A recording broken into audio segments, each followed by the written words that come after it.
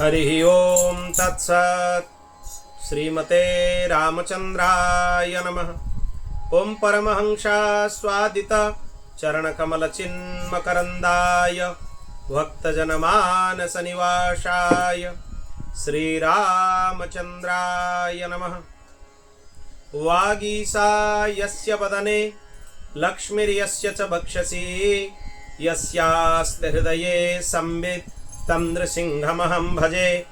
विश्वसर्ग विसर्गादि नवलक्षण लक्षितं श्रीकृष्णाख्यं परं धामं जगद्धाम नमामि तत्। प्रह्लाद नारद पराशर पुंडरीक व्यासंबरी ससुक सौनक भीष्मदलभ्यं रुक्मांगदार्जुन वसिष्ठ विभीषणादीन् पुण्यानिमन् परम भागवतान् नमामि। श्री सीतानाथ समारंभं श्रीरामानंदार्य मध्यमम् अस्मदाचार्य पर्यन्तं वन्दे श्री गुरु परंपरां। नारायणं नमस्कृत्य नरं चैव नरोत्तमं देवीं सरस्वतीं व्यासं ततो जयमुदीरयेत्। जन्माद्यस्य यतन्वयादितरतश्चार्थे स्वभिज्ञः स्वराट् तेने ब्रह्म हृदय आदि कवये मुह्यन्ति यत्सूरयः। तेजो वारिमृदं यथा विनिमयो यत्र त्रिसर्गो मृषा धाम्ना स्वेन निरस्तकुहकं सत्यं परं धीमहि। ओम नमो भगवते उत्तम श्लोकाय आर्यलक्षणशीलव्रताय उपशिक्षितात्मन उपासितलोकाय नमः। साधुवाद निकषणाय नमो ब्रह्मण्य देवाय महापुरुषाय महाराजाय नमः। यस्यामलं नृपसदस्सु यशोधुनपि गायन्त्यगग्नमृषयो दिगिभेन्द्रपट्टं तं नाकपाल वसुपाल किरीटजुष्टं पादं भुजं रघुपतिं शरणं प्रपद्ये। नमोस्तु रामाय सलक्ष्मणाय देव्यै च तस्यै जनकात्मजायै। नमोस्तु रुद्रेन्द्र यमानिलेभ्यो नमोस्तु चन्द्रार्कमरुद्गणेभ्यः।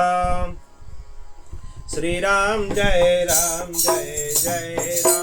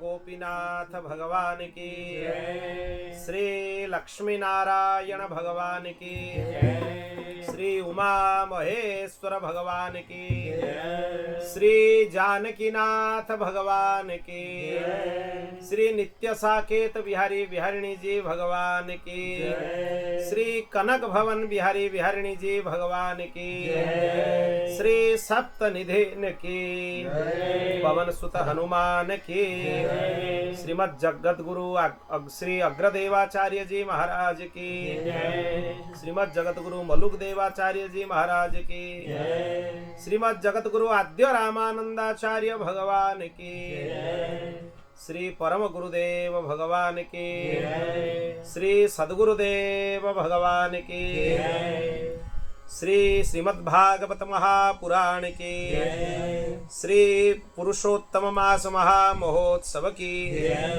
श्री नवयोगेश्वर संवाद की, जय जय श्री सीताराम, जय जय श्री राधे श्याम, हर हर महादेव, निताय गौर हरि बोल। अनंत कोटि ब्रह्मांड नायक परात्पर अखिलेश्वर निखिल हेय प्रत्यनीक अनंत कल्याण गुणगण निलय भगवान श्री हरि की महती कृपा करुणा से आज हम श्रीमद् भागवत कथा एकादश स्कंद के सत्र के पंचम दिवस के कथा में प्रवेश कर रहे हैं। कल हम लोगों ने चर्चा किया सप्तम योगेश्वर तक, जहां पर कर्म योग का बहुत विस्तार से निरूपण किया गया। उसके साथ भगवान श्री हरि के बहुत सारे स्वरूपों का, बहुत सारे अवतारों का निरूपण किया गया।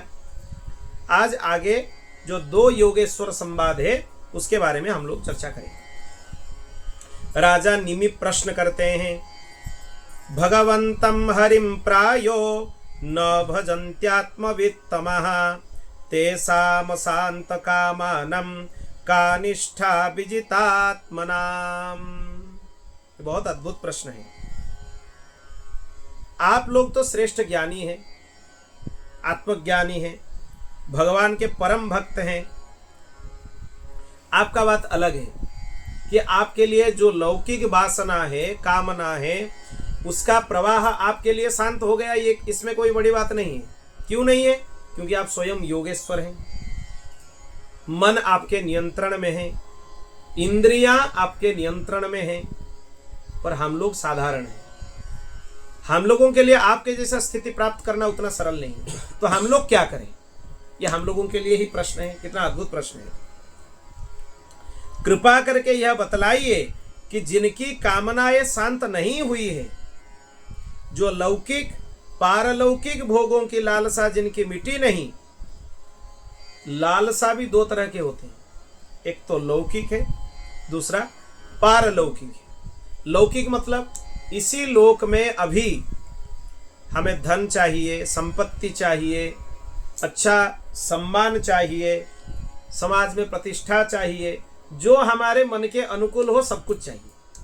ये हो गया लौकिक भोग। पारलौकिक मतलब मृत्यु के बाद स्वर्गादि लोकों में हमें भोग की प्राप्ति होना चाहिए, वहां भी हमारी इच्छा पूर्ण होना चाहिए। दोनों में बहुत विचित्र होते हैं। मनुष्य सबसे ज्यादा विचित्र होते हैं। कम से कम यह भोग लालसा दूसरे योनियों में उतना नहीं होता है। पशु योनि में, दूसरे योनि में बहुत कम होता है। क्यों कम होता है? क्योंकि उनके समस्त इंद्रियां उतने सक्रिय नहीं हैं जितना मनुष्य का है। इसलिए बहुत सारे संत वाणी में यह बात देखने को मिलता है कि देखो, इसके पास एक इंद्रिय है, इसके पास दो इंद्रिय है, इसके पास तीन इंद्रिय है, पर मनुष्य के पास तो पूरा 11 इंद्रिय हैं, 11 इंद्रिय हैं। 5 कर्मेंद्रिय, 5 ज्ञानेंद्रिय और मन। और अंतर इंद्रिय बोलेंगे तो और 4 हो गया उसके फिर, मन, बुद्धि, चित्त और अहंकार। तो हम लोगों के लिए यह बहुत कठिन है कि हम लोग इंद्रियों को नियंत्रित कर पाए। क्योंकि किसी के पास अगर एक घोड़ा है, उसको संभालना बहुत सरल है। किसी के पास 14 घोड़े हैं तो उसको संभालना उतना सरल नहीं है। हम लोगों का हाल इसीलिए खराब है, क्योंकि समस्त इंद्रियां सक्रिय हैं। तो लौकिक पारलौकिक भोग की लालसा अभी तक मिटी नहीं। और जब तक यह मिटे नहीं, तब तक आप कितने भी परमार्थ के बात कर लो, ये केवल समय का दुरुपयोग करना ही है, क्योंकि उतना सरल नहीं है परमार्थ। अब तक हमारे मन, इंद्रियां, ये भी हमारे बस में नहीं है। जो प्रायः भगवान, अभी तो सबसे बड़ा प्रश्न है, जो प्रायः भगवान का भजन भी नहीं करते, ऐसे लोगों की क्या गति होती है? जो भगवान नाम स्मरण नहीं करते, भगवत उपासना नहीं करते, उनके गति फिर क्या होगी, उसके बारे में बताइए। यह बहुत अद्भुत प्रश्न है।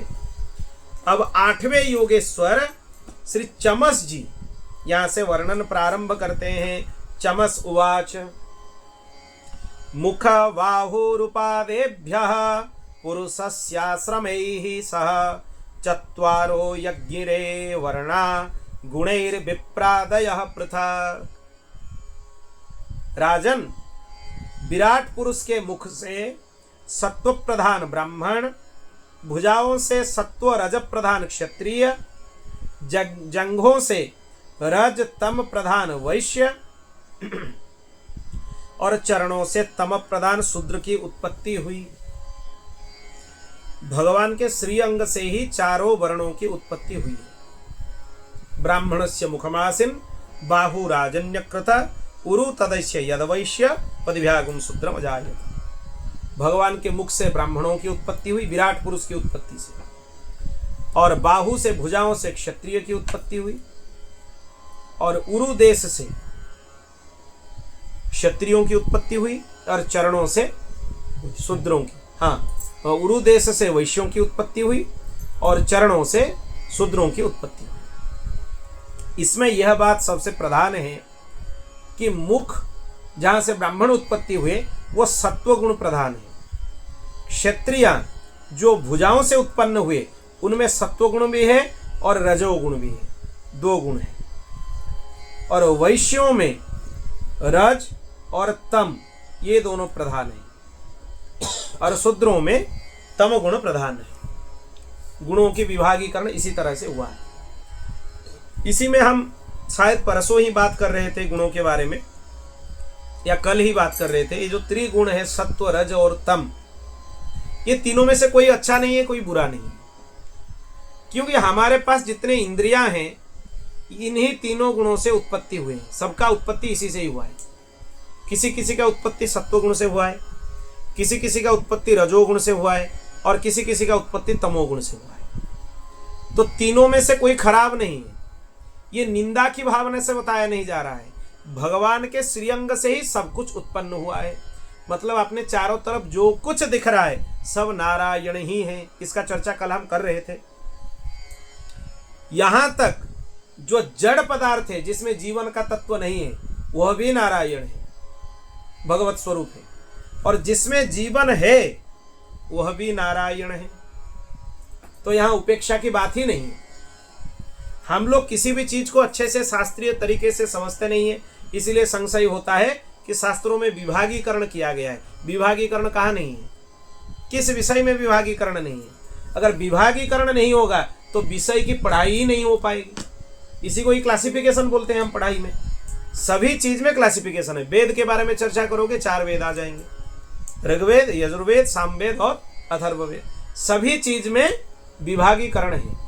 इसी तरह गुणों का विभागीकरण है, वर्णों का विभागीकरण है। वो किसी घृणा या द्वेष के लिए नहीं है, वो इसीलिए है कि भगवान पूर्व कर्मों के अनुसार, कर्म संस्कारों के अनुसार किसी भी योनि में जन्म देते हैं उनको पाने के लिए। तुम किसी भी योनि में जन्म ले लो, चाहे ब्राह्मण हो, चाहे क्षत्रिय हो, चाहे वैश्य हो, चाहे शूद्र हो, भगवान को पाने का अधिकार सबके लिए है। भगवान का द्वार सबके लिए खुला है, किसी के लिए बंद नहीं।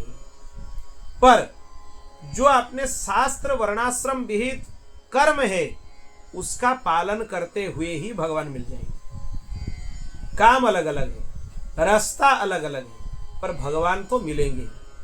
सर्वे प्रपत्तेरधिकारिण सदा मता। श्री आचार्य चरण बोलते हैं, भगवान श्रीमद जगत गुरु रामानंदाचार्य भगवान बोलते हैं कि सभी जीव शरणागति के अधिकारी हैं, सभी, इसी में कोई भेद नहीं है। कबीरदास जी रामानंदाचार्य जी के शिष्य हैं, आचार्य चरण के शिष्य हैं। धन्ना जी आचार्य चरण के शिष्य हैं। सेन नाई आचार्य चरण के शिष्य हैं। गागरोनगढ़ के महाराज श्री पीपा जी, वो भी आचार्य चरण के शिष्य हैं। यहाँ तक के ब्राह्मणों में भी श्रेष्ठ श्री अनंतानंदाचार्य जी, सुरसुरानंदाचार्य जी, गालवानंदाचार्य जी आदि, ये सब भी उनके शिष्य हैं। सभी को अपने शिष्य के रूप में वो स्वीकार किए। यहाँ तक कि यह भी वर्णन आता है 500 से ज्यादा जवन जो अलग मार्ग में चले गए थे, वो घर वापसी चाहे कि आचार्य चरण आपके चरण कमलों में हम फिर से हमारा जो मूल स्वरूप है उसको पाना चाहते हैं, उनको भी आचार्य चरण स्वीकार किए। पंचगव्य दिए, सरयू जी में बोले स्नान करो, मुंडन कराओ, शिखासूत्र संस्कार हुआ, उनको भी भगवान मंत्र भगवान नाम की दीक्षा आचार्य चरण प्रदान किए, कृतार्थ की। तो इसमें कोई भेद नहीं है, सभी जीव भगवान के अधिकारी हैं। फिर यहां से ध्यान देकर सुनो, ये तो वर्ण हो गए, अभी आश्रमों के बारे में सुनो। भगवान की जांघों से गृहस्थाश्रम उत्पन्न हुआ, भगवान के हृदय से ब्रह्मचर्य आश्रम उत्पन्न हुआ, भगवान के वक्षस्थल से वानप्रस्थ उत्पन्न हुआ और भगवान के मस्तक से सन्यास उत्पन्न हुआ। ये 4 आश्रम भी भगवान के श्री अंगों से ही उत्पन्न हुए, 4 वर्ण भी भगवान के श्री अंग से उत्पन्न हुए, 4 आश्रम भी भगवान के श्री अंग से उत्पन्न हुए। विवाह के पूर्व तक जो आश्रम है वो ब्रह्मचर्य आश्रम है। ब्रह्मचर्य आश्रम के बाद 2 विधान आता है, सीधा सन्यास में प्रवेश कर सकते हो, नहीं तो गृहस्थाश्रम में प्रवेश करो। अगर गृहस्थाश्रम में प्रवेश करते हो उसके लिए विधान यह है, फिर उसके बाद वानप्रस्थ में प्रवेश करना जरूरी है। कब? 50 साल के बाद, 25 से 50 तक गृहस्थ, फिर 50 के बाद वानप्रस्थ में प्रवेश करो। विधिवत वानप्रस्थ संस्कार होना चाहिए, पति पत्नी दोनों मिलकर भगवान के भजन करेंगे। वानप्रस्थ धर्म का, आश्रम का नियम बहुत कठिन है। क्यों इतना कठिन है? क्योंकि वो गृहस्थाश्रम से आते हैं और गृहस्थ में भोगों को भोगते हुए उनके इंद्रियां शिथिल हो जाते हैं, भोगों के तरफ आकृष्ट हो जाते हैं। उनके लालसा छुड़ाने के लिए थोड़ा वानप्रस्थ आश्रम का नियम सबसे ज्यादा कठिन है। फिर उसके बाद क्रमशः संन्यास ग्रहण करना चाहिए, उनके लिए भी इनके लिए भी। संन्यास के विधान सबके लिए है, पर यहां पर भी यह बात है, संन्यास 2 तरह के होते हैं, एक सलिंगीय संन्यास, एक अलिंगीय संन्यास। सलिंगीय संन्यास मतलब जो कासाय वस्त्र धारण करते हुए विधिवत विरक्त वेश ग्रहण करें, वो हो गया सलिंगीय संन्यास। वो किसका अधिकार है? केवल जो ब्राह्मण होते हैं, जिनका विधिवत यज्ञोपवीत संस्कार हुआ है, उन्हीं का अधिकार है उसमें प्रवेश के लिए। दूसरे वर्णों के लिए भी संन्यास का विधान है, पर यह विरक्त वेश जो लेते हैं, यह विधान उनके लिए नहीं है। उनके लिए विधान थोड़ा अलग है। वह यह होता है, वो एक विद्वत संन्यास है, एक विजिगिषा संन्यास है।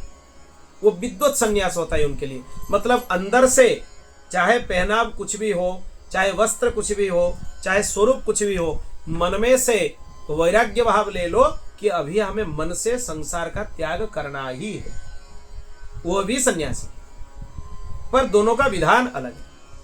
वो सभी वर्णों के लिए है, हर कोई ले सकता है। जिसके मन में वैराग्य आ जाए कि संसार को समझ ले कि संसार तो ऐसा ही है, ये तो मिटने वाला ही है, यह भावना मन में आ जाए। आप गृहस्थाश्रम में होते हुए भी वो भाव अगर आपके मन में आ जाए तो मन से आप संन्यास का ग्रहण कर सकते हो, सभी काम करते हुए भी कर सकते हो। क्या करोगे? मन से यह वैराग्य का भाव लाओगे कि संसार का काम तो करना शरीर का धर्म है, वो तो करेंगे, पर मन से संसार से हम जुड़ेंगे नहीं। मन तो केवल भगवान का ही है। मन से संसार का त्याग करना यह विद्वत संन्यास है, अलिंगीय संन्यास है। यह सबके लिए विधान है। भगवान इनके स्वामी है, नियंता है और आत्मा भी है। इसीलिए इन 4 वर्ण और आश्रमों में रहने वाला जो मनुष्य भगवान का भजन नहीं करता है, भगवान का उल्टा अनादर करता है, अपने स्थान, वर्ण, आश्रम, मनुष्य योनि से च्युत हो जाता है, अधःपतन हो जाता है उसका। किसी भी वर्ण का हो, किसी भी आश्रम का हो, अगर भगवत भक्ति का आश्रय वो नहीं लेता है तो उसका पतन होना स्वाभाविक है। आजकल लोग बहुत समरसता का बात करते हैं, सबको एक जगह बिठाना चाहिए, करना चाहिए। अगर चाहते हो कि असल में समरसता हो, सब लोग मिले, उसका एक ही साधन है, सबको भगवान के भक्त बना दो, फिर सब भेद मिट जाएंगे, सब भेद मिट जाएंगे। भेद होते हुए भी भगवत भक्त मस्तक पर अगर ऊर्ध्वपुंड तिलक हो, कंठ में तुलसी हो, सबके प्रति आदर करेंगे। तो इस नाते से समरसता आ गया कि नहीं? कुछ करने का जरूरत नहीं, केवल सबको भगवत भक्त बना दो, समरसता अपने आप आ जाएगी। द्वेष नष्ट हो जाएंगे, घृणा की भावना नष्ट हो जाएंगे। एक दूसरे को देख के क्या करना चाहिए? वैष्णव वैष्णवम दृष्ट्वा दंडवत प्रणवेद भूमौ। भगवान का चिन्ह जहां पर दिखने के लिए, भगवान का चिन्ह है, जहां भगवान का स्वरूप मिल रहा है, चिन्ह मिल रहा है, वहां पर क्या करना चाहिए? दंडवत प्रणवेद भूमौ, भूमि पर लौट कर दंडवत प्रणाम करना चाहिए। तो समरसता आ गया कि नहीं? फिर तो इसीलिए सबको भगवान के भक्त होना चाहिए। बहुत सी स्त्रियां और शूद्र आदि भगवान की कथा और नाम कीर्तन से कुछ दूर पड़ गए हैं। आप जैसे भगवत भक्तों की दया के पात्र हैं, उनको आप कथा सुनाइए, कीर्तन की सुविधा दीजिए और उनका उद्धार करें। राजा को बोल रहे हैं योगेश्वर, आपको जो दिखाई दे रहा है कि इनको कथा सुनने के लिए नहीं मिल रहा है, भगवान के सर्वोत्कृष्ट भक्ति उनकी कथा श्रवण है। कथा सुनना सबसे पहला भक्ति है। नित्य निरंतर अगर आप कथा का श्रवण करेंगे तो भगवान से आप दूर नहीं हैं। भगवान को आप जानेंगे कैसे? कथा सुन के ही जानेंगे। बिना जाने हुए प्रेम हो सकता है क्या? प्रीति हो सकती है क्या? प्रेम और प्रीति के लिए आपको भगवान को जानना जरूरी है। जानेंगे कैसे उनको? कथा से ही जानेंगे। तो कथा बहुत जरूरी है। जो कथा से दूर है उसका कल्याण कभी नहीं हो सकता। इसीलिए सबको सत्संग से जुड़ो, कथा सबको प्रयत्न पूर्वक सुनाओ, अपने तरफ से व्यवस्था करके, अपने तरफ से व्यवस्था करके सबको कीर्तन कराओ, कीर्तन में शामिल कराओ, नाम जप कराओ, ये करवाना चाहिए। बोल भक्तवत्सल भगवान की जय। ब्राह्मण क्षत्रिय वैश्य जन्म से, वेदाध्ययन से, यज्ञोपवीत संस्कार से भगवान के चरणों के निकट तक पहुंच सकते हैं, उनके लिए साधन है। पर स्त्री शूद्र आदि के लिए यह साधन नहीं है, इसीलिए वो दूर भाग जाते हैं। तो उनको लाओ, कथा सुनाओ, भजन कराओ, फिर जाके उनका कल्याण होगा। कभी कभी यह भी दिखाई देता है जो ब्राह्मण क्षत्रिय वैश्य होते हैं वो वेद के तात्पर्यों को समझते नहीं है, क्योंकि वेद परार्थ बोधक है। वेद में जो चीज लिखा गया है उसका अर्थ वैसा नहीं है, वो दूसरे चीज को समझाता है, पर हम लोग दूसरे चीज समझ जाते हैं। क्योंकि वेद गुरुजनों के चरण में बैठकर ही पढ़ना चाहिए। उसका विधान यह नहीं है कि आपने आप वेद के पुस्तक खरीद लो और उसके अर्थ तो छप गया है, आजकल हिंदी का भी अर्थ आ गया, उड़िया में भी अर्थ आ गया, पढ़ लो। कहीं भी अर्थ मिल रहा है, वेद के साथ पुस्तक खरीद के पढ़ लो, ऐसा नहीं होता है। शास्त्रों का विधान यही है, अपने गुरुजनों के चरणों में बैठकर शास्त्र का स्मरण, श्रवण, अध्ययन करना चाहिए, तब जाके उसके संशय मिटेंगे। नहीं तो शास्त्र में कुछ अलग चीज बोला होगा, आप कुछ अलग चीज समझ जाएंगे। ऐसे समझने वाले बहुत सारे संस्थाएं भी बन गए, बहुत सारे संस्थाएं बन गए। नाम लेने का जरूरत नहीं है, आप सबको पता है, हम लोग भी जानते हैं, आप लोग भी जानते हैं। वो शास्त्र के द्वाही देते हैं, पर शास्त्र का जो अर्थ समझना चाहिए वो अर्थ उनको समझने में नहीं आता है। आजकल तो यहाँ तक देखने के लिए मिल रहा है, कुछ संस्थाएं ऐसी है जो कलयुग में अभी अश्वमेध यज्ञ करा रहे हैं। लिखते हैं कि अश्वमेध यज्ञ, जो कि कलिवर्ज प्रकरण है। कलयुग में हो ही नहीं सकता, क्योंकि चक्रवर्ती सम्राट नहीं होने से अश्वमेध यज्ञ कैसे करोगे? घोड़ा कहाँ से आएगा? घूमेगा कहाँ घोड़ा? उसके वसत तो कौन राजा स्वीकार करेंगे? ये मूर्खता की पराकाष्ठा है, इसमें और कुछ नहीं है।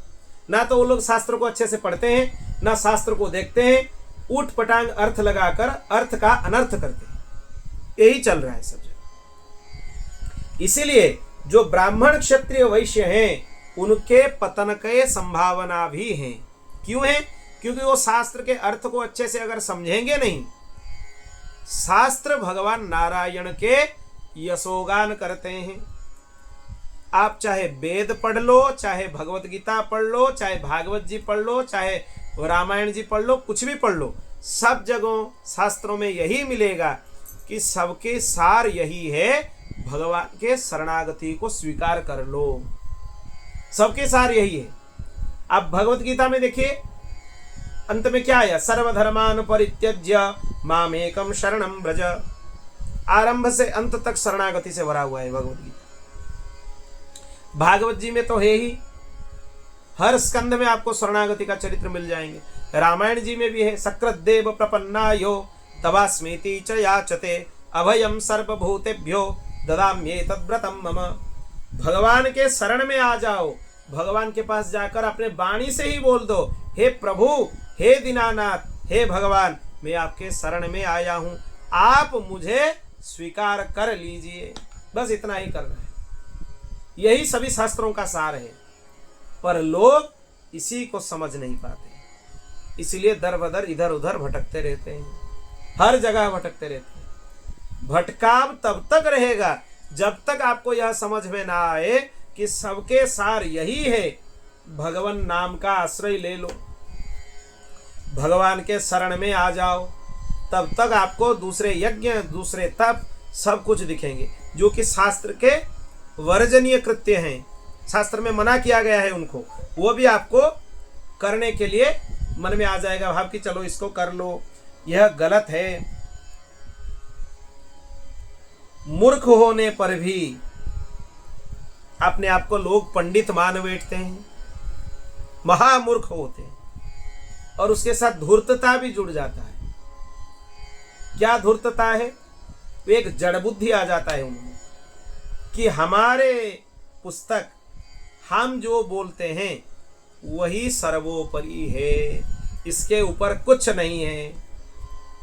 ऐसे बहुत सारे वैष्णवीय संस्थाओं में भी आपको देखने के लिए मिलेगा, अपने जो मूल संप्रदाय के सिद्धांत है उससे वो बहुत दूर है, बहुत दूर भाग चुके हैं। अगर अभी चाहेंगे तो भी लौट कर नहीं आ पाएंगे। ये क्यों हो रहा है?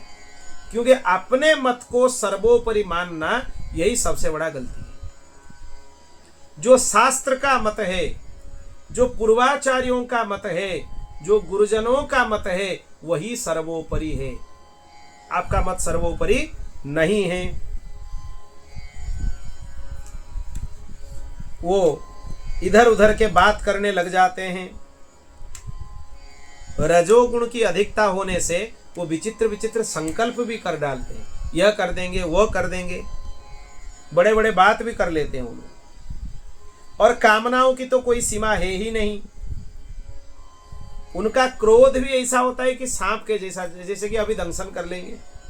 उनके बारे में बोल दो, उनका मत का खंडन कर दो, वो पूरा तुम्हारे ऊपर आ जाएंगे, चलो ये हमारे मत का खंडन कर रहा है। अब आपको गाली देने लगेंगे, शास्त्र को भूल जाएंगे। शास्त्र में क्रोध वर्जित है वो भी भूल जाएंगे, वो सामने वाले को गाली देना प्रारंभ कर देंगे। ये सब होने लगता है। और भगवत भक्तों की हंसी भी उड़ाते हैं, इतने महाधूर्त होते हैं समाज में। वे मूर्ख सबको लेकर एक साथ डूब मरते हैं, इसे समझ लेना चाहिए।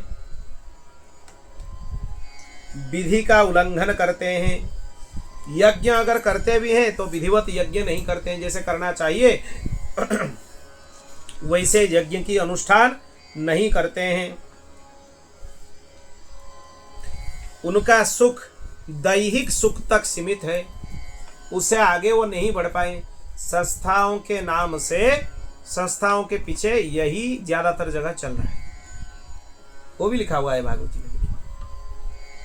वो कर्म के रहस्य को भी नहीं जानते हैं, मूर्ख हैं। अपने जीव को संतुष्ट करने के लिए, पेट के भूख मिटाने के लिए वो बेचारे पशुओं की हत्या भी कर डालते हैं, उनको भी खा जाते हैं। कितने मूर्खता की बात है।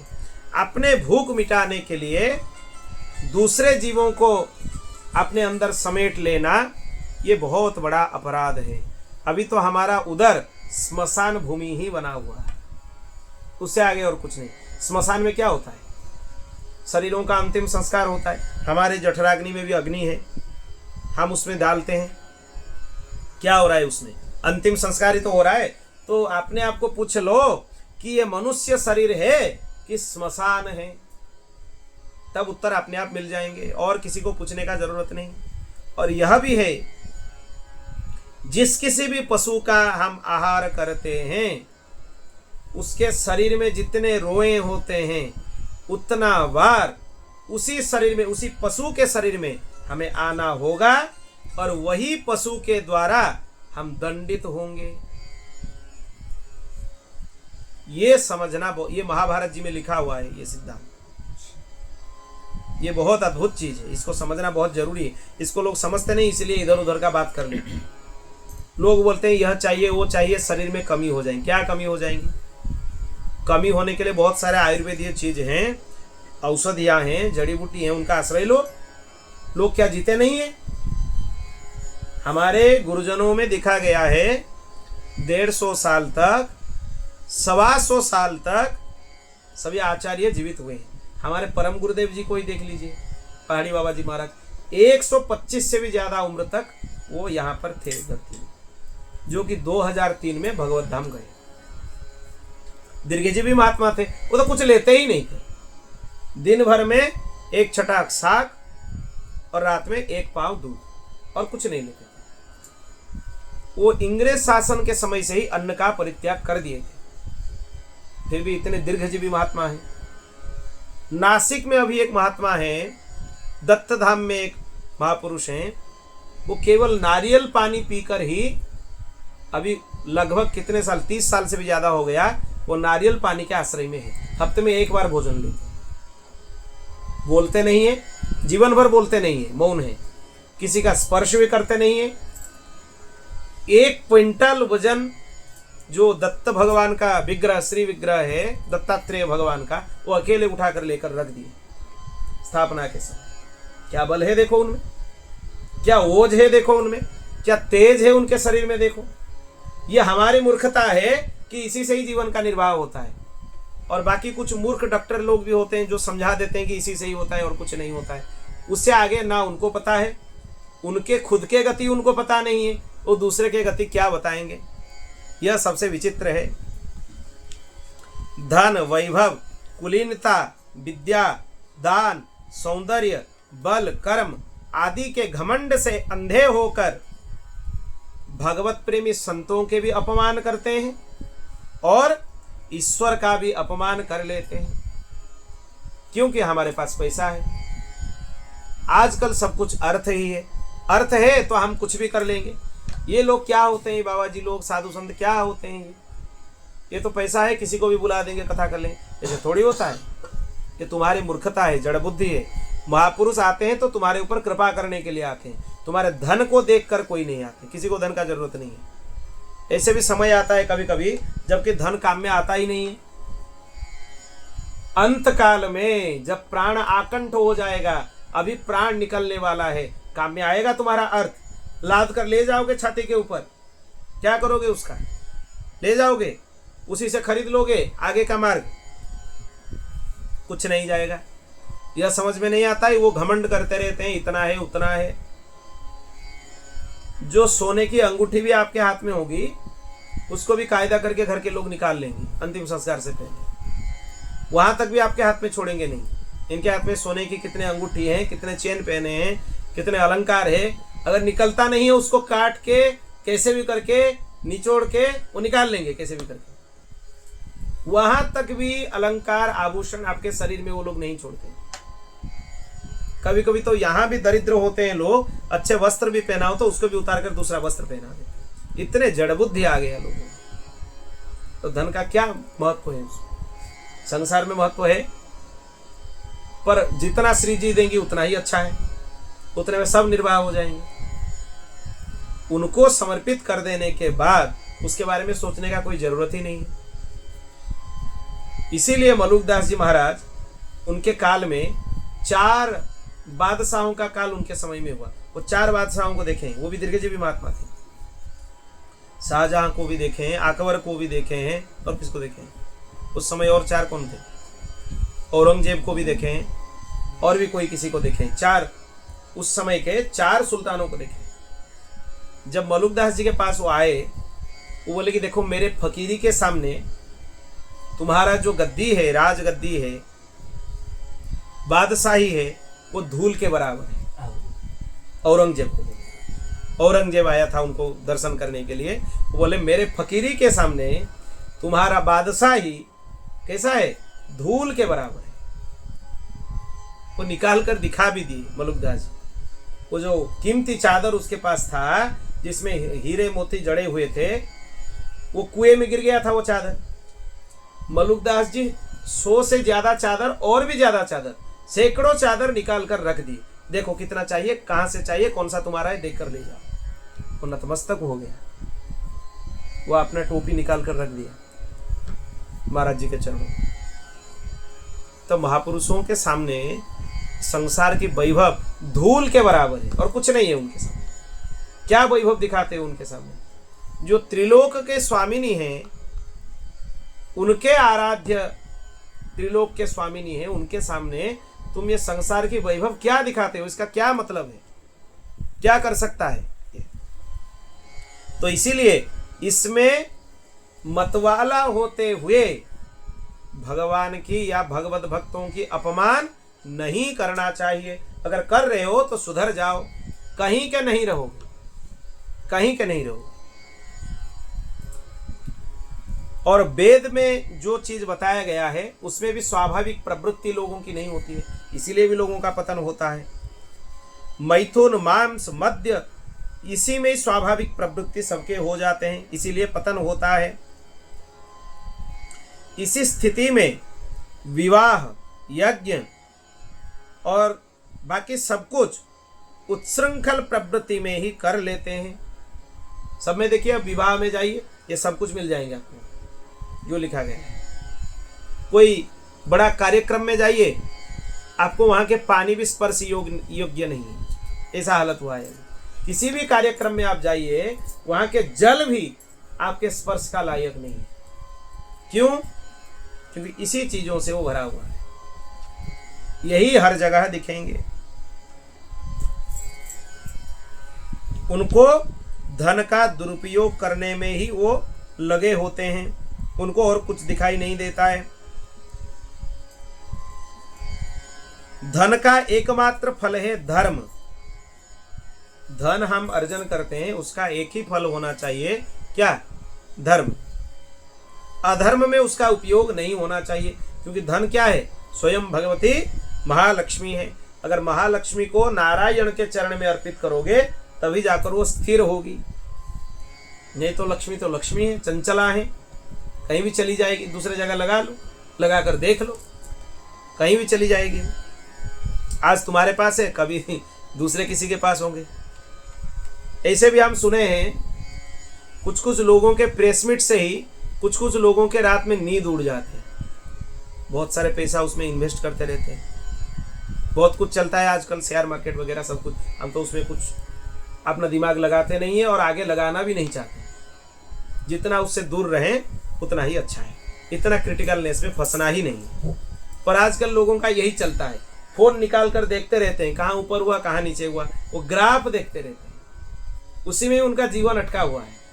आज रात में कोई प्रेस मीट हो जाए, उसमें डिक्लेयर हो जाए कि ये गिर गया, ये ऊपर हो गया, ये नीचे गिर गया, बस नींद गायब। और सुबह तक देखो उनका कोई दूसरा नया रोग भी निकल आएंगे, ब्लड प्रेशर निकल आएंगे, दूसरा भी कुछ निकल आएंगे, भगवान जाने। यह हालत होता है। अब धन की कितने बुरी हालत है, आप लोग देख लो, कितने नीचे तक हम धीरे धीरे जा रहे हैं। अर्थ किट बन रहे, अर्थ पिशाच बन रहे हैं, और कुछ नहीं। अभी मनुष्य का स्वरूप क्या है? अर्थ पिशाच। अर्थ के पीछे भागा रहता है तो अर्थ पिशाच ही हुआ ना, और क्या हुआ उसका? मनुष्यता क्या उसमें दिखाई देता है? नहीं। धन अर्जन करना चाहिए, पर मनुष्यता के दायरे में। यह नहीं होना चाहिए कि अर्थ पिशाच बन गए। चलो क्या होगा उस अर्थ का, फायदा ही क्या है? क्योंकि उसको भी अभी तक पता नहीं है कि अपने जीवन का लक्ष्य क्या है, क्यों इस जन्म मिला है। इसीलिए भागते रहते हैं लोग। फिर धन का इसीलिए उपयोग धर्म में होना चाहिए, क्योंकि धर्म से परम तत्व का ज्ञान होगा और उसी की निष्ठा होने से प्रत्यक्ष अनुभूति, जिसको अपरोक्ष अनुभूति बोलते हैं, वह सिद्ध होती है और उसी से ही परम शांति की प्राप्ति होती है। इसको समझना चाहिए। पर घर गृहस्थी में लोग काम भोग में ही फंसे हुए रहते हैं, इसलिए उनको ये कुछ समझ में भी नहीं आता है। आप उनके सामने खूब बोल लो, किसको समझ में आएगा? जो भगवान के शरणागत होने का समय आ गया है उसको ही ये सब कुछ समझ में आएगा। दूसरे किसी के सामने खूब व्याख्यान कर लो, लंबा चौड़ा प्रवचन कर लो, कुछ समझ में नहीं आएगा उनको। क्यों नहीं आएगा? क्योंकि अभी उनका शरणागत होने का समय नहीं हुआ है, और भी भटकाव है उनका, जन्म जन्मांतरों का भटकाव उनके जन्म में अभी तक है, इसीलिए वो भटकते रहते हैं। वो भगवत कृपा से आता है। भगवत कृपा भी कब आता है?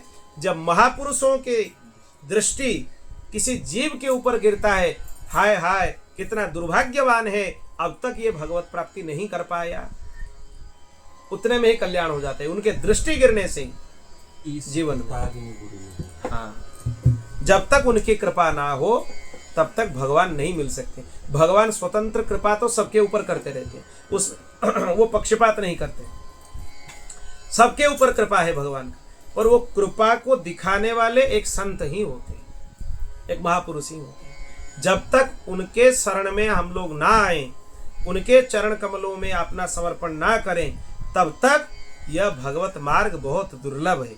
इसीलिए बोला गया है रघुगण जी के संवाद में, बिना महत्पाद रजोभिषेक।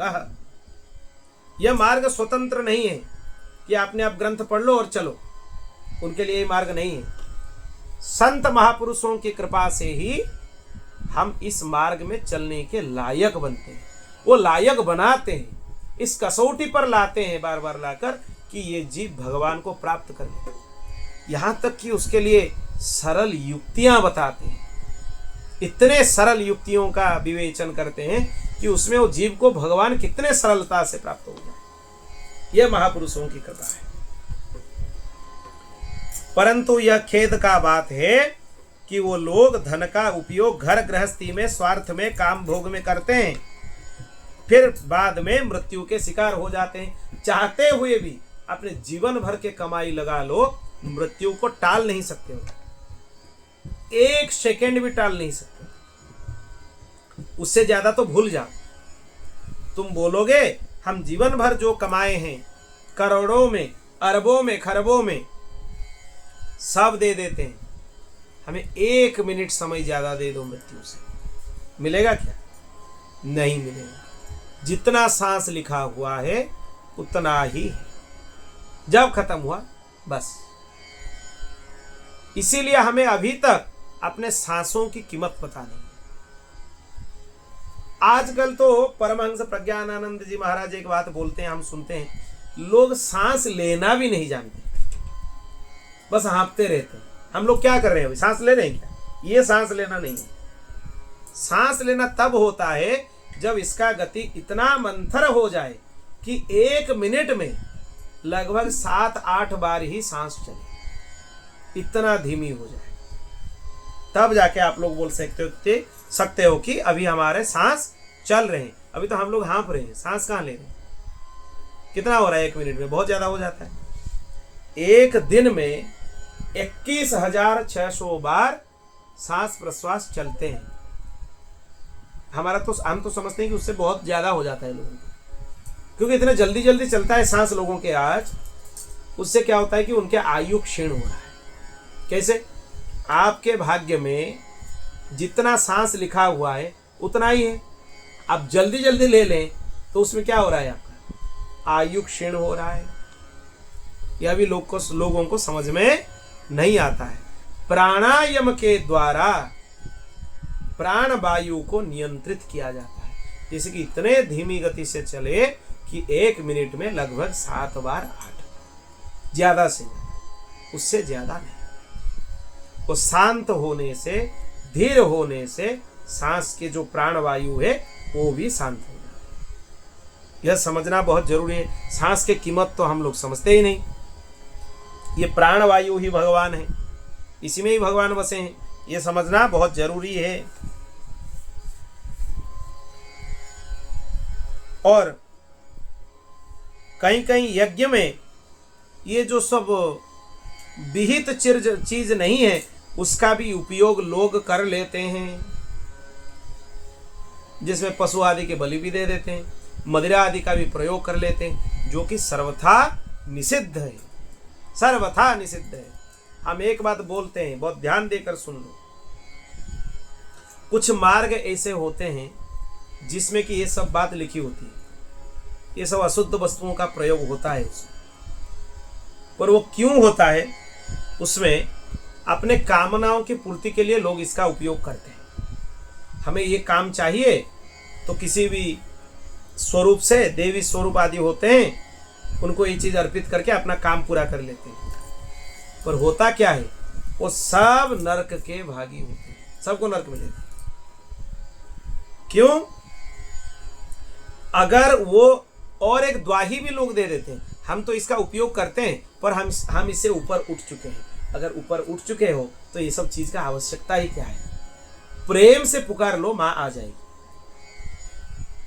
क्या पंचमकार की आवश्यकता है उसमें? हम उसकी निंदा नहीं कर रहे हैं, पर हम यह बता रहे हैं कि तुम्हारे मन में जो लालसा है उसको तुम ब्रह्म ज्ञान का स्वरूप मत दो, यह हम बताना चाहते हैं। लालसा अपने पूर्ति कर रहे हो, हमें ये चीज चाहिए, भोग भोग रहे हो। अगर तुम भोग भोग रहे हो तो उसमें योग का बात मत करो कि इसी से हम ब्रह्ममय हो जाएंगे, भगवत प्राप्ति कर लेंगे। अगर तुम्हें भगवत प्राप्ति करना है तो उसके लिए तो कोई साधन ही है नहीं। बस माँ को माँ बोलकर पुकारो, माँ आ जाएगी, तुरंत बात करेगी आपसे। भगवती स्वयं दर्शन देती है। और उसके द्वाही देकर गलत चीजों के उपयोग करते हुए उनकी पूजा करते हो, वो शास्त्र विहित हो सकते हैं, हम मना नहीं करते हैं कि वो शास्त्र विहित नहीं है, पर उसका आवश्यकता ही क्या है? क्यों करें? क्योंकि हमारा लक्ष्य अभी तक स्पष्ट नहीं है, क्या करना है और क्या नहीं करना है। इसीलिए ये गलत चीजों में लोग फंसते रहते हैं, सटकर्म करते हैं, मारण मोहन स्तंभन उच्चाटन। क्या काम है इसका? फायदा ही क्या है? अगर सबको भगवतमय मानते हो तो दूसरे के ऊपर प्रयोग करने की आवश्यकता ही क्या है? अभी तक तुम्हारे ब्रह्म दृष्टि हुआ नहीं। हाँ, ब्रह्म ज्ञान हुआ है, ब्रह्म ज्ञान नहीं हुआ है, ब्रह्म ज्ञान हुआ है।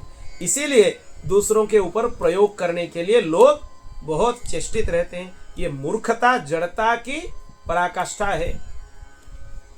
अगर तुम उस भक्ति में निमग्न हो जाओगे, तुम्हें 1 मिनट का भी फुर्सत नहीं मिलेगा ये सब काम के बारे में सोचने के लिए। क्यों? क्योंकि अगर तुम्हें लगेगा अभी हम स्तोत्र का पाठ कर लिए, अभी थोड़ा कीर्तन कर ले, अभी कीर्तन कर लिए तो अभी थोड़ा जाप कर ले, अभी जाप कर लिए तो थोड़ा उनके श्री विग्रह की सेवा कर लें, अर्चा अवतार की सेवा कर लें, अभी कुछ शास्त्र का अध्ययन कर ले, कुछ उनके बारे में चर्चा कर ले, कभी उनका गुणगान कर ले, कभी उनके सामने नृत्य करे, कभी उनके गान कर ले। इसमें से फुर्सत ही कहाँ है ये सब चीज के बारे में सोचने के लिए?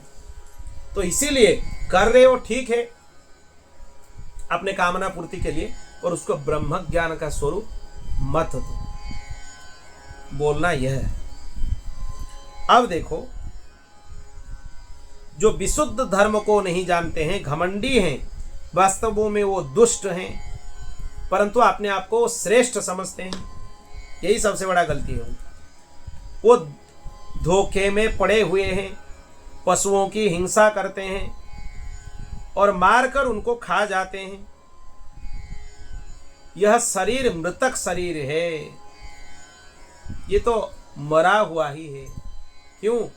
क्योंकि अगर प्राणवायु इससे छूट जाए तो लोग इसका स्पर्श भी नहीं करेंगे, स्पर्श भी नहीं करेंगे। जो इतने प्यारे तुम्हें लगते थे, अपने पत्नी पुत्र आदि सब, वो भी देखकर डरेंगे, पूजन कराएंगे कि जैसे इनके आत्मा की कोई प्रभाव हमारे ऊपर ना हो। क्यों कराते हैं? इतने प्रेमी थे तुम्हारे, इतने तुम उनके लिए किए जीवन भर, उनके लिए कमाए, उनको खूब दिए, पर अभी तुम्हें लेकर जलाने के बाद वो पंडित जी को बुलाते हैं, आप आइए देखिए आत्मा का कोई दुष्ट प्रकोप तो हमारे ऊपर नहीं है, अगर है तो उसका शांति विधान कीजिए। डर जाएंगे, कुछ भी थोड़ा इधर उधर हो जाएगा, डर जाते हैं लोग। किसको डरना है? अगर उसको तुम अपने प्रिय मानते थे फिर डरना क्यों है? ये झूठा संबंध दिखाकर लोग हमें फंसाते हैं और हम सबसे बड़े महामूर्ख हैं, हम उसको देखकर फंसते हैं। किसी को भी देख लो, कितने बड़े कितने प्रिय हैं, 1 दिन रोएंगे, 2 दिन रोएंगे, 10 दिन रोएंगे, क्या मर जाएंगे तुम्हारे लिए? देखते हो कहीं? अगर उनके सामने यह विकल्प रख दिया जाए, अगर आप शरीर छोड़ दोगे ये जीवित हो जाएंगे, वो राजी होंगे तुम्हारे बात से?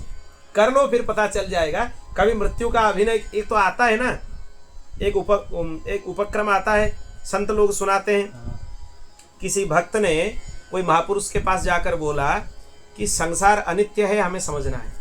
महापुरुष बोले कि एक काम करो, हम तुम्हें एक युक्ति सिखाते हैं, तुम जाओ अपने घर में मरने का अभिनय करो, बस मरने के जैसे पड़ जाओ, नीचे गिर जाओ, फिर देखो क्या होता है। वो गिर गया नीचे, जैसे उसकी मृत्यु हो गई। और महापुरुष उसको कुछ युक्ति सिखा दिए थे कि अपने प्राण वायु को रोक ले आधा घंटे तक। होता है वो योग में, वो सब पद्धतियां हैं। महापुरुष उसको सिखा दिए, वो अपने प्राण वायु को रोक लिया अपने अंदर। लोग देखे हाँ ये तो सच में मर गया, चलो इसका अंतिम संस्कार करें। वो जो महापुरुष उसके साथ उसके घर में गए थे वो बोले सुनो सुनो, इसका मृत्यु तो हुआ है पर इसको पुनर्जीवित कर सकते हैं। कैसे? ना इसका कोई प्रिय सगा संबंधी अगर अपने जीवन का दान करें तो उसका मृत्यु हो जाएगा और ये जीवित हो जाएगा। ये करो। कौन देने वाला है? उसके पत्नी सबसे प्रिय है। पत्नी बोली नहीं नहीं, उनके लिए हम थोड़ी मरेंगे। तो चली गई। हमें विधवा होना स्वीकार है पर इनके लिए हम थोड़ी मरेंगे।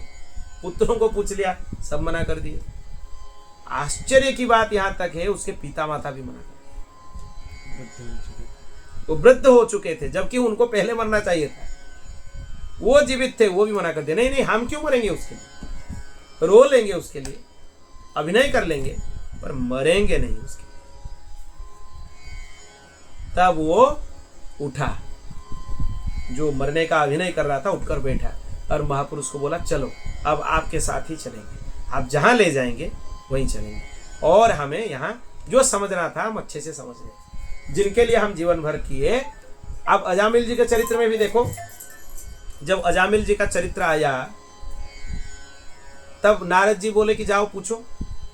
रत्नाकर के चरित्र में आता है, अजामिल के भी आता है, कहीं कहीं ये बताते हैं महापुरुष लोग। नहीं तो रत्नाकर को जाकर नारद जी बोले कि जाओ जाकर पूछो कि इतना पाप हम तुम्हारे लिए किए हैं, तुम्हारे भरण पोषण के लिए किए हैं, हमारे पाप में तुम भागीदार बनोगे कि नहीं। घर में सब लोग मना किए कि हम क्यों भागीदार बने, ये तो आपका कर्तव्य है, हम आपके पत्नी हैं, पुत्र हैं, हमें लाकर देना यह आपका कर्तव्य है। आप क्यों बोलते हो कि आपके पाप में हम भागीदार बनेंगे। सब मना कर दिए। रत्नाकर आकर बैठ गया किनके चरणों में? नारद जी के चरणों में। समझ लिया, जो समझना था, आज तक मूर्खता करता रहा, आज वो समझ में आ गया। इसीलिए इतने बुरे हालत होने तक क्यों अपेक्षा करना है, अभी से समझ लो, चाहे घर में रहो कुछ भी करो, भगवान के भजन प्रारंभ कर दो, सत्य को स्वीकार कर लो। क्योंकि घर द्वार तो छोड़कर कहीं इधर उधर नहीं जा सकते, घर में रहो ठीक है, सबकी सेवा करो, सबके लिए काम करो, पर अंदर से समझ लो ये सब अभिनय चल रहा है। क्यों? क्योंकि एक शरीर मिला है, अभिनय करने के लिए मिला है, वही चल रहा है। अंदर से भगवान के प्रति समर्पित हो जाओ और भजन प्रारंभ कर दो, नहीं तो बाद में जो अभी अभिनय चल रहा है उसको वास्तव में आने में ज्यादा समय नहीं लगेगा। बोल भक्तवत्सल भगवान की। तो इसीलिए सब उसके पीछे छूट जाते हैं और जो भगवान से द्वेष करता है उसका अधोपतन होना तो निश्चित ही है, उसका पतन हो जाता है। जिन लोगों ने आत्मज्ञान संपादन करके कैवल्य मोक्ष को प्राप्त नहीं किए, वो इधर उधर भटकते ही रह जाते हैं, अधूरे होते हैं। वो 3 चीज में फंसे रहते हैं, अर्थ, धर्म और काम। मोक्ष के तरफ वो लोग बढ़ते ही नहीं। वो अपने हाथों से अपने पैरों में कुल्हाड़ी मारते रहते हैं। क्यों? भगवत भजन ना करना अपने पैरों में स्वयं से कुल्हाड़ी मारने का ही काम तुम कर रहे हो, इसको समझ लो। लिखा है इसमें, नीचे फिर लिखा है, ऐसे लोगों को आत्मघाती कहते हैं। आत्महत्या कर रहे हैं। श्लोक भी बता देते हैं, सुन लो, नहीं तो बाद में बोलोगे मन से बोल दी। त्रैवर्गिका शैक्षणिका आत्मानं घातयन्ति ते। वो आत्मघाती है, और शास्त्र में यह बताया जाता है आत्महत्या सबसे बड़ा पाप है। आत्महत्या करने वालों की अंधकार लोक में उनको वास मिलता है, उनकी मुक्ति नहीं होती। और जितने लोग भगवत भक्ति का निरादर करके संसार में फंसे हुए रहते हैं, वो सब आत्मघाती हैं। वो अपने आप का घात ही कर रहे हैं और दूसरा कुछ नहीं कर रहे हैं। वो आत्मघाती हैं। 1000 साल तक उनको प्रेत योनि प्राप्त होता है, और वो भी अंधकार में। ऐसे नहीं कि आलोक जहाँ पे हो वहां पे नहीं, वो अंधकार में ही प्राप्त होता है उनको। इन अज्ञानियों को, आत्मघातियों को कभी शांति नहीं मिलती। इनके कर्मों की परंपरा शांत नहीं होती, बारंबार इनका जन्म होता है और मृत्यु भी होता है। यही सबसे बड़ा कष्ट है, बारंबार जन्म होना, बारंबार मृत्यु होना, यह सबसे बड़ा कष्ट है, पर लोग उसको समझ नहीं पाते हैं। इसके हृदय की जलन विषाद कभी मिटता ही नहीं है। हे राजन, जो लोग सर्वांतर्यामी भगवान श्री कृष्ण से, श्री राम से विमुख होते हैं, वे अत्यंत परिश्रम करके ग्रह, पुत्र, मित्र, धन संपत्ति इकट्ठी करते रहते हैं, परंतु अंत में उनको सब कुछ छोड़ देना पड़ता है, और न चाहने पर भी विवश होकर घोर नरकों में जाना पड़ता है। यह हम विस्तार से वर्णन कर चुके हैं। यही गति है, भगवान की जो भजन नहीं करते हैं उनका गति यही है। इसीलिए महापुरुषों के चरण कमल का आश्रय लेकर भगवत भजन में लग जाओ। भगवान नाम की झड़ी लगा लो, खूब नाम जप करो, खूब जाप करो। नाम जप नहीं करने से कुछ नहीं होगा। जो आपने परंपरा के मंत्र हैं, जो गुरुदेव दिए हैं, उसका एक निश्चित संख्या में जाप करना चाहिए। जो गुरुदेव आज्ञा किए हैं या महापुरुष आज्ञा किए हैं उतना ही करो, पर नाम जप दिन भर रात भर करते रहो, नाम स्मरण करते रहो। मन क्या होता है, मंत्र जप करते हुए भी दूसरे जगह भागता है मन, तब उसमें भी एक युक्ति लगा लो।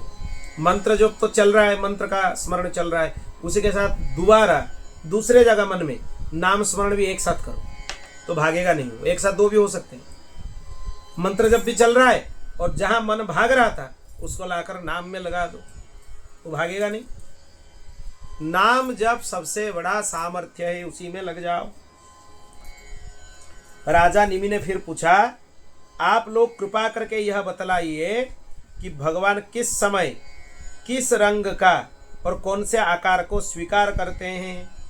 मनुष्य किन नामों से और किन विधि से उनके उपासना करते हैं, इसके बारे में थोड़ा आप बताइए। बोल भक्त वत्सल भगवान की। यह सबसे महत्वपूर्ण प्रसंग है, ध्यान देकर श्रवण कीजिए कि भगवान कौन से युग में, कौन से स्वरूप में रहते हैं, उनका वर्ण क्या होता है। अभी 9वें योगेश्वर, जो अंतिम योगेश्वर हैं, करभाजन, वो प्रवचन कर रहे हैं। क्या बोल रहे हैं? करभाजन उवाच कृतं त्रेता द्वापरं च कलिरित्येषु केशवः नानावर्णविधाकारो नानैव विधिनिज्यते। राजन 4 युग होते हैं, सत्य, त्रेता, द्वापर और कली। इन युगों में भगवान अनेकों रंग, नाम और आकृतियों को धारण करते हैं और विभिन्न विधियों से उनकी पूजा की जाती है। सत्य युग में भगवान के श्री विग्रह का रंग होता है श्वेत। उनके 4 भुजाएं होते हैं और मस्तक पर जटा होती है और वो बलकल का ही वस्त्र धारण करते हैं।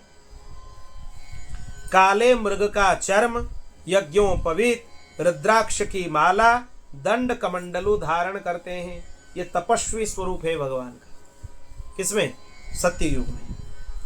सत्य युग में मनुष्य बड़े शांत होते हैं, परस्पर वैर रहित होते हैं, सबके हितैषी होते हैं और समदर्शी होते हैं, सबको समान रूप से देखते हैं। वे लोग इंद्रियों और मन को बस में रखकर ध्यान तपस्या के द्वारा भगवान की आराधना करते हैं।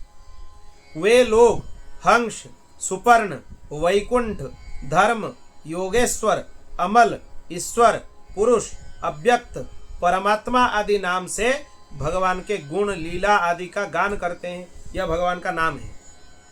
सत्ययुग में क्या नाम है? हंसः सुपर्ण वैकुंठो धर्म योगेश्वरो मल ईश्वरः पुरुषो व्यक्तः परमात्मेति गीयते। ये सत्ययुग का नाम है। अब ध्यान देकर सुन लो राजन, त्रेता युग में भगवान के श्री विग्रह का रंग होता है लाल, क्योंकि सत्ययुग में उनका वर्ण होता है श्वेत, तो त्रेता युग में भगवान का वर्ण होता है लाल। 4 भुजाएं होती है और कटी भाग में 3 मेखला धारण करते हैं। उनके केस सुनहले होते हैं और वेद प्रतिपादित यज्ञ के रूप में श्रुक, श्रुबा आदि यज्ञ पात्रों को धारण करते हैं। और उस युग में मनुष्य अपने धर्मों में बड़ी निष्ठा रखने वाले होते हैं, वेदों के अध्ययन अध्यापन में बड़े प्रवीण होते हैं और ऋग्वेद, यजुर्वेद, सामवेद आदि वेदत्रयी के द्वारा भगवान हरि की आराधना करते हैं। और नाम जप क्या करते हैं? ध्यान देकर श्रवण करो। विष्णुर्यज्ञः कृष्णिगर्भः सर्वदेव उरुक्रमः वृषा कपिर्जयन्तश्च उरुगाय इतिर्यते। त्रेता युग में अधिकांश लोग विष्णु, यज्ञ, कृष्णिगर्भ, सर्वदेव, उरुक्रम, वृषा कपि, जयंत, उरुगाय आदि नाम से भगवान का कीर्तन करते हैं। ये त्रेता का है। अब द्वापर में आ जाओ। द्वापर युग में भगवान का श्री विग्रह का रंग होता है सांवला। वे पीतांबर धारण करते हैं, पीला वस्त्र धारण करते हैं, शंख, चक्र, गदा आदि आयुध धारण करते हैं। उनके वक्षस्थल पर श्रीवत्स का चिन्ह है। वो एक सुवर्ण का चिन्ह होता है, जैसे देवनागरी लिपि में 7 लिखते हैं हम लोग, उसी तरह का एक चिन्ह होता है उनके वक्षस्थल में। उसको श्रीवत्स चिन्ह बोला जाता है। भृगुलता होती है। भृगु जी उनके चरण कमल का स्पर्श किए थे भगवान के वक्षस्थल पर, वो चिन्ह भी भगवान धारण करते हैं, उसको भृगुलता बोला जाता है। श्रीवत्स चिन्ह और भृगुलता ये दोनों अलग होते हैं, दोनों एक नहीं है। कौस्तुभ मणि भगवान के कंठ में विराजमान है।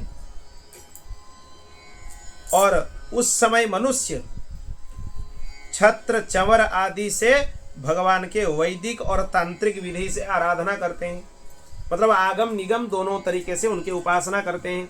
और उनका नाम क्या है? इसको वासुदेव गायत्री भी बोलते हैं। ये दोबारा आया यहाँ पे। एक बार ये प्रथम स्कंद में है, जिसको नारद जी जाप करते थे, दोबारा यहाँ है। नमस्ते वासुदेवाय नमः संकर्षणाय च प्रद्युम्नाय निरुद्धाय तुभ्यं भगवते नमः। उसमें यह कैसा था? नमो भगवते तुभ्यं वासुदेवाय धीमहि प्रद्युम्नाय निरुद्धाय नमः संकर्षणाय च।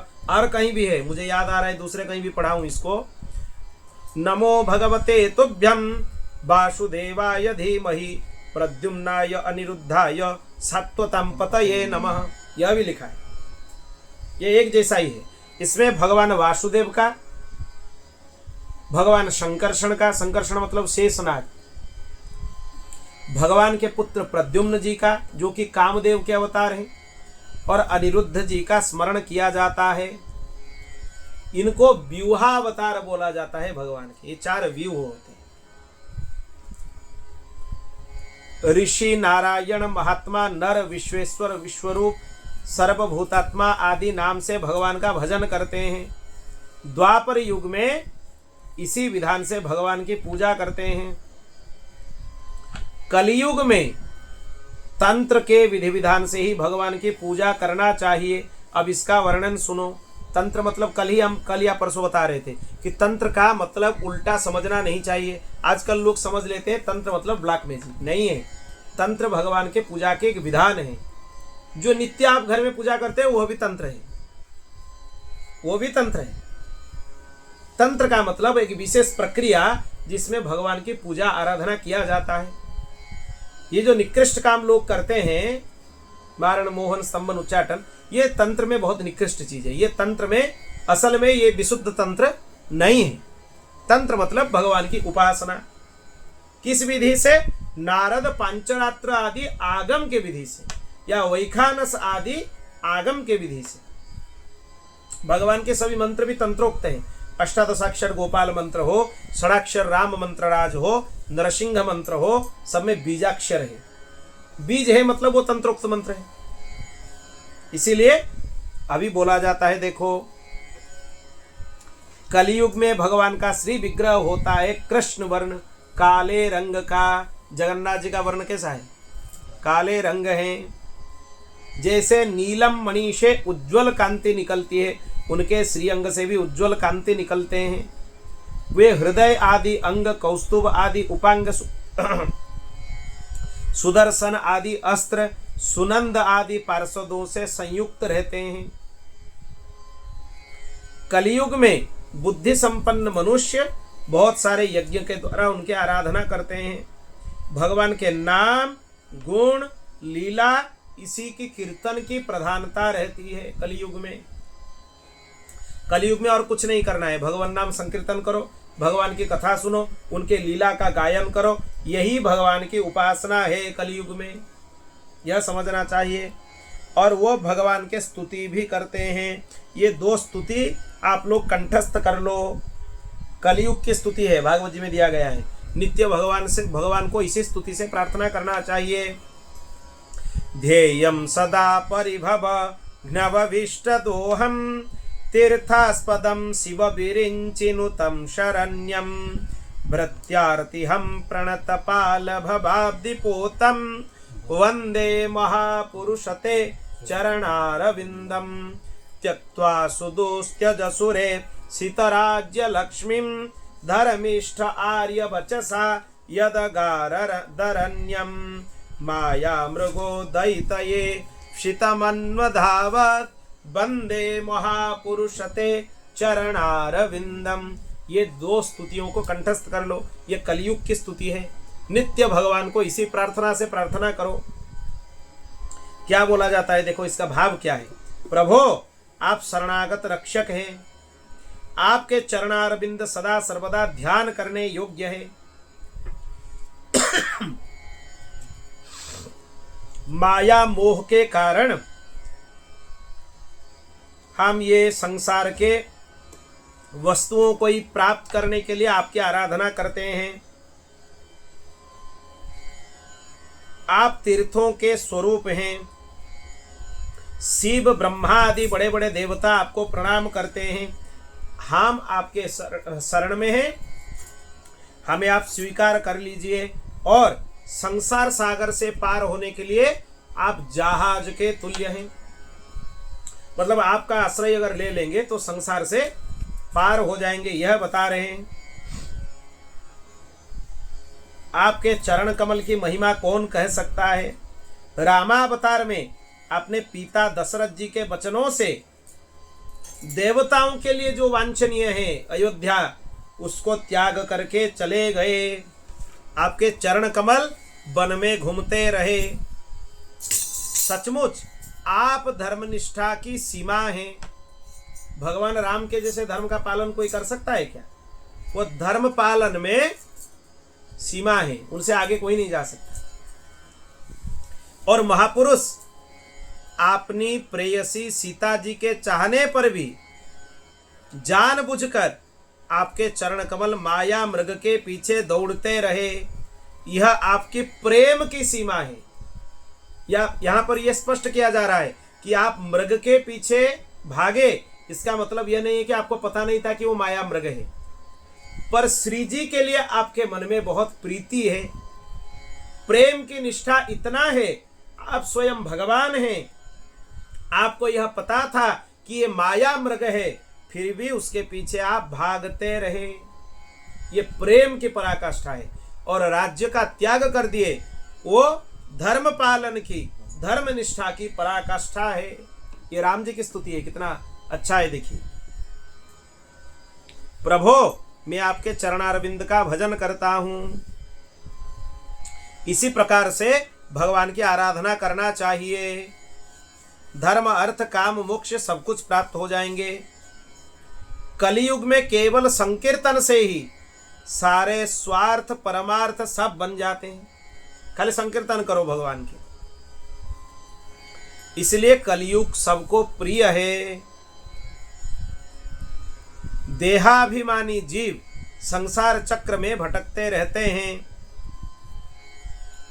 उनके लिए भगवान की लीला गुण, उनके नाम कीर्तन से बढ़कर और कोई परम लाभ नहीं है। इसीलिए वो भगवान नाम संकीर्तन में परम शांति का अनुभव करते हैं। यहां और एक बात बोला जा रहा है, ध्यान देकर कान खुलकर सुन लो। ये सुनते ही तुम लोग सोचोगे सच में हम बहुत भाग्यवान हैं। क्यों? कृतादिषु प्रजा राजन कला विच्छन्ति संभवम कलौ खलु भविष्यन्ति नारायण परायणः। क्या मतलब है, इसका अर्थ क्या है, समझिए ध्यान से। सत्य त्रेता और द्वापर की जितने प्रजाएं हैं वो चाहते हैं कि हमारा जन्म कलयुग में हो, क्योंकि कलयुग में भगवान के शरणागत होना सबसे सरल है। कलयुग में भगवान को प्राप्त करना जितना सरल है वो दूसरे युगों में नहीं है। इसीलिए सत्य त्रेता द्वापर वाले वो चाहते रहते हैं कि कलयुग में हम जन्म हो जाएं। तो आप भाग्यवान है कि नहीं, कलयुग में स्वाभाविक जन्म हुआ है। इसीलिए महाराज विदेह कलयुग में द्रविड़ देश में अधिक भक्त पाए जाते हैं। बहुत सारे नदियों को भी वहां पर गिना है।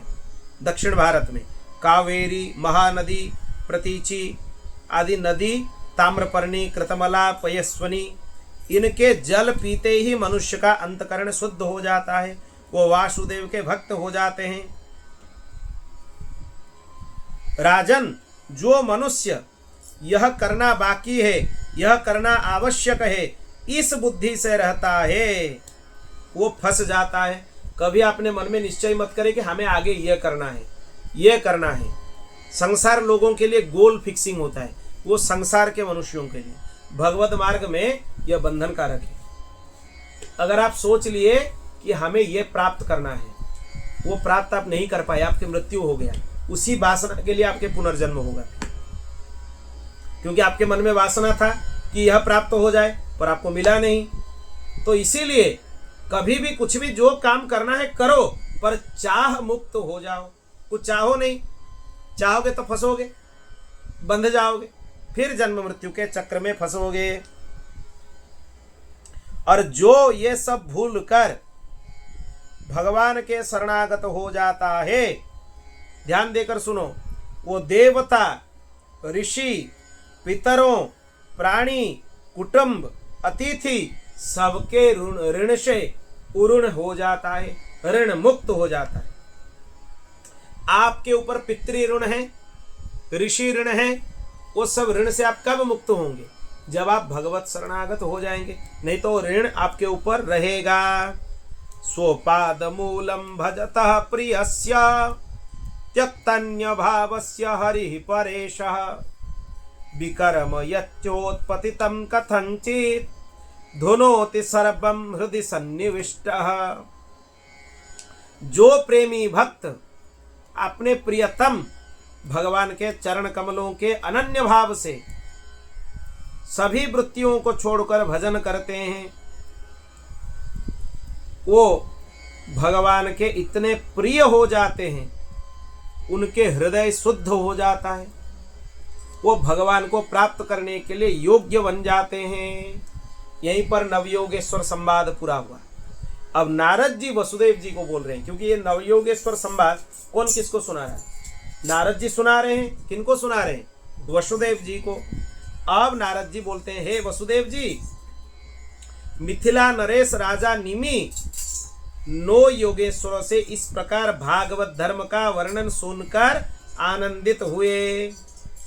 उन्होंने अपने ऋत्विज आचार्यों के साथ नवयोगेश्वर के पूजन किए और नवयोगेश्वर उनके सामने ही अंतर्ध्यान हो गए, क्योंकि सत्संग के लिए आए थे। उनको सत्संग दिए, लगातार 9 जन बोलते रहे, हे वसुदेव जी, आज मैंने तुम्हें भागवत धर्म का उपदेश किया। ये जो उपदेश मैं तुम्हें प्रदान किया, अगर इसको श्रद्धा के साथ तुम सुनोगे, आसक्ति से मुक्त हो जाओगे, बंधन में फंसोगे नहीं और भगवान को प्राप्त कर लोगे। हे वसुदेव जी, तुम्हारे और देवकी के यश से सारा जगत भरपूर है, क्योंकि आप साक्षात भगवान श्री कृष्ण के पिता माता हो, आप साधारण नहीं हो। तुम लोगों ने भगवान के दर्शन, आलिंगन, बातचीत सब कुछ प्राप्त किया है। तुम्हारे साथ भगवान लीला किए हैं, तुम्हारे हृदय शुद्ध हो गया है। वसुदेव जी, शिशुपाल, पौंड्रक, साल्व आदि राजाओं ने वैर भाव से श्री कृष्ण के साथ व्यवहार किए, उससे भी वो मुक्त हो गए। तो आप तो प्रेम भाव से उनके साथ जुड़े हैं, तो आपके मुक्ति में कोई संदेह है क्या? नहीं है। हे वसुदेव जी, तुम श्री कृष्ण को केवल अपना पुत्र ही मत समझो। वो सर्वात्मा हैं, सर्वेश्वर हैं, कारणातीत हैं और अविनाशी हैं। वो लीला करने के लिए मनुष्य रूप से प्रकट हुए थे और वो अपने ऐश्वर्य को छिपा कर रखे थे, मनुष्य के जैसे लीला कर रहे थे। तुम मनुष्य मत समझो, वो तुम्हारे पुत्र होते हुए भी साक्षात परिपूर्ण परब्रह्म परमात्मा ही है। नारद जी बोल रहे हैं, ध्यान से वसुदेव जी सुन लो। पृथ्वी के भारभूत राजा वेशधारी असुरों के नाश के लिए और जीवों को शांति मुक्ति प्रदान करने के लिए भगवान का अवतार हुआ था। सुखदेव जी बोलते हैं अभी परीक्षित को, हे परीक्षित, प्रिय परीक्षित, नारद जी के मुख से यह सुनकर वसुदेव जी और देवकी जी को बड़ा विस्मय हुआ कि हमारा पुत्र साक्षात भगवान है। और नवयोगेश्वर संवाद सुन के वो कृतकृत्य हो गए, कृतार्थ हो गए। जो थोड़ा बहुत माया मोह का अवशेष था उनमें, वो तत्क्षणात नष्ट हो गया। ये इतिहास परम पवित्र है। जो मनुष्य इस नवयोगेश्वर संवाद को एकाग्र चित्त से श्रवण करता है, धारण करता है, उसका सारा शोक मोह दूर हो जाता है, वो ब्रह्म पद को प्राप्त कर लेता है। बोल भक्तवत्सल भगवान की। इतना फलश्रुति कितना अच्छा है। देखो, नवयोगेश्वर संवाद सुन के ही शोक मोह मिट जाएंगे और भगवान को प्राप्त कर लोगे। आगे फिर यहाँ से आगे देवता आएंगे, भगवान को प्रार्थना करेंगे कि आप अपनी लीला को परिपूर्ण करो। प्रभास क्षेत्र में भगवान जाएंगे, वहां पर फिर उद्धव जी आएंगे वहां। अब आगे से उद्धव जी को भगवान श्री कृष्ण ज्ञान उपदेश करेंगे। 23 अध्यायों में करेंगे। श्री कृष्ण का प्रवचन है। गीता जी में उनका प्रवचन 17 अध्यायों में है, क्योंकि पहला अध्याय में अर्जुन विषाद योग है। पर ये जो उद्धव गीता है भागवत जी में, यहाँ पर श्री कृष्ण का प्रवचन 23 अध्यायों में है। जो भागवत जी में, जो गीता जी में स्पष्ट नहीं हुआ है थोड़ा कुछ विषय, वो यहाँ पर भगवान बहुत स्पष्टता से प्रवचन किए हैं। बोल भक्तवत्सल भगवान की। हरि शरणम हरि शरणम हरि शरणम हरि शरणम हरि शरणम हरि शरणम हरि शरणम हरि शरणम हरि शरणम हरि शरणम हरि शरणम हरि शरणम हरि शरणम हरि शरणम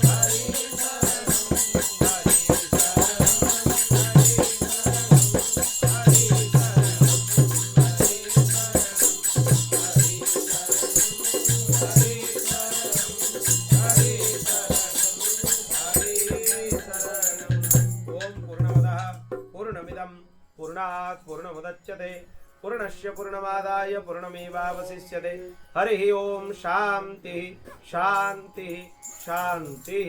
श्री कृष्णार्पणमस्तु।